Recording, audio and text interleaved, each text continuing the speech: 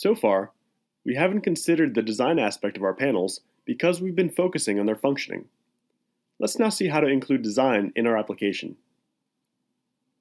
In previous videos, we saw that both back-office apps and customer-facing apps imply design and usability requirements that introduce the concept of a design system. The design system involves a group of principles, patterns, and practices that convey consistency, uniformity, and robustness of your app. It defines a development cycle that includes both developers and designers. We also saw that the transactions, as well as the web panels that were part of the back office, had a predefined design system. Just like in the case of the back office app, the objects we use in the customer-facing part also have a predefined design that GeneXus includes there. As opposed to web panels and transaction objects, which had a master page assigned by default, the objects in the front-end customer-facing do not have an assigned master panel object assigned by default to provide a container to execute the app and include basic design components in the execution. Anyhow, we'll see that the controls abide by design and they're consistent in what concerns their appearance, all this in a predefined manner. We also saw that it's possible to assign a master panel object to the app's panels. The appearance of controls on screen is considered on the basis defined for the theme object called Carmine SD. Then, one of the subthemes is used, depending on the platform selected. For example, when generating an Android, we use Carmine Android. For Apple, we use Carmine iOS. And in Angular generation, we take the definitions of the Carmine web theme. We can verify this by opening the Platforms node in the KB Explorer. For each platform, we'll see its theme property. For example, for any platform, we can see that the Carmine SD theme has been assigned, while for any Android, the theme assigned is Carmine Android. For any iOS, we'll see the Carmine iOS theme, and for any web, the Carmine web theme. Regarding the components that we mentioned as being part of a design system, in a customer-facing app, we also have a master panel, theme objects, and classes. There isn't one control specific for responsive tables, because the table controls enables the automatic adjustment of contents when a web app is generated with Angular. Unlike the work with pattern for web that generates web panel objects, the work with pattern for customer-facing objects does not generate panel objects, but instead one specific object, and it's called work with devices. All the other design system components are represented, besides the fact that the implementation of each varies according to the platform, web or native, and with the generator used, Angular, Android, or Apple. Similarly to what we saw in the design customization for the back office app, in customer-facing apps, we may work with the various elements in the design system, classes, themes, controls, and so on, to achieve a design that will enable the best user experience possible. However, the simplest and best way to go about it is for a designer to define all that for us and then import the design into our KB. We'll want to create an initial page with buttons to the different parts of the app, but if we're interested only in viewing the data relative to tourist attractions, we'll need a button to show a list of attractions available to then click on one attraction to see details and a location map. If we ask the designer to send a design for a mobile device in the first place, we'll later be able to generate the app in Angular using the same objects created in the import. In response to our requirement, the designer will create a design with the Sketch tool, and then he or she will use a GeneXus plugin installed in this tool that allows the creation of a file with extension GXsketch that we'll receive.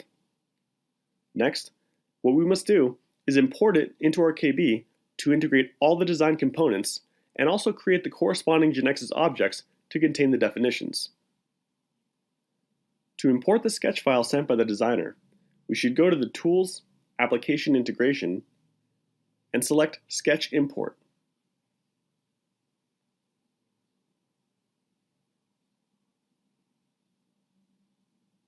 We uncheck the checkbox called Import as Web Panels because we need to create panel objects and not web panels. If we click on the panels to be created by the import, we'll see a preview where we can verify that they correspond to the design validated. To the right, we have information about the controls it'll contain. We'll see that it also imports images to execute the panel with fixed data and show the attractions loaded, which we'll later have to substitute by those saved in our apps database. Further down, we can see the fonts used in the design. We agree, so we press OK. The output window shows the import's progress and the outcome, free of errors. In KB Explorer, we'll see that two folders were created, namely stencils, with some stencils used to encapsulate design in the app, and test data, which we may open to see that it contains data providers and SDT to load fixed data. If we now open the first data provider, we'll see the image load code. And we will see that the panel objects that we saw in the import wizard screen were created automatically, as well as the one in the initial page, View Home, and the View Attractions.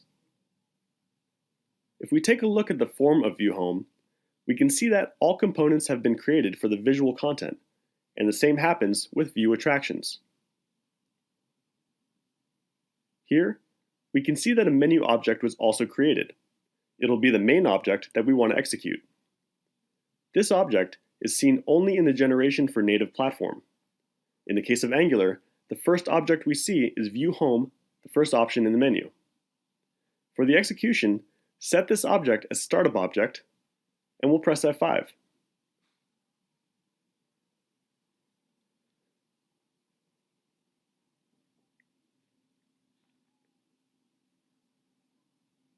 Since the design was initially meant for the mobile platform, we select an iPhone X screen size. Later, we'll have to implement the changes necessary to view on a desktop screen. The initial screen is executed with buttons to the various parts of the app. By clicking on Attractions, we can see the popular attractions list and, below that, other attractions that may be visited. We should recall that we have at site the fixed data loaded by the import's data providers. When we click on Louvre, we'll get a page with detailed information within a neatly organized design that is aesthetically agreeable. If we click on Directions, the panel opens up with the details of the Louvre Museum's address and a location map. Now we'll generate the app in Android to see what it looks like with the new design on a mobile platform. To do that, we go to the front-end properties and select Generate Angular as True.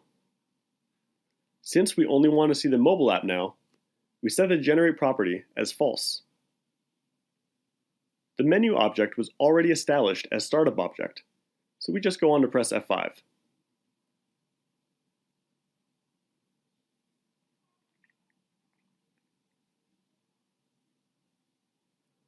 We can see that the emulator opens up and the app is executed on Android, with the aesthetic view expected, in accordance with the design system defined by the designers. This example has shown the development process for a customer-facing application, and the significance of teamwork with individuals or varied profiles, where each will contribute to the best solution possible. To this point, we've seen fixed data for testing that the designers have added to show the app's behavior with the new design. Now, we'll make some changes to see the actual data from the database. If we go to the View Attractions panel, we'll find that the grid shows the attractions loaded in a variable of the SDT type called View Attractions Grid Attractions Small SDT. In the panel's events, we can see that it's loaded with a data provider. We open it and do a Save As, and save the new data provider under the name View Attractions Grid Attractions Small DP BD. We add the From Attractions clause and load the attraction image field with the value of the attraction photo attribute to the attraction name field with the attraction name attribute, and to attraction location, assign the country name attribute. We then delete everything that's not necessary. And now we go back to the View Attractions panel and change the data provider that loads the attractions for the new one we just built. We save and enable the generation in Angular again. Now we right-click on the main object and select Run.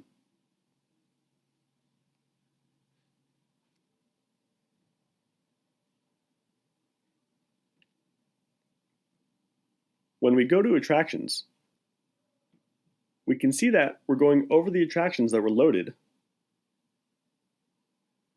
but now the app has a more adequate design. Without a doubt, when we have a designer at hand in our team, we would never go into the work of modifying classes and properties manually, because importing these definitions from Sketch is a more professional solution for the design, and we can focus on the more functional aspects of the app.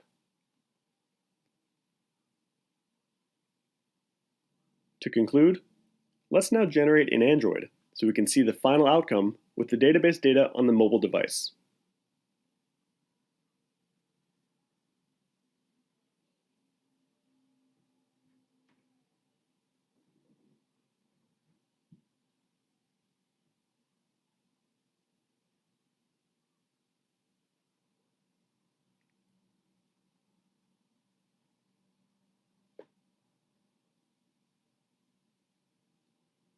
In Android, we can also see that the app shows all the attractions from the database and with the new design.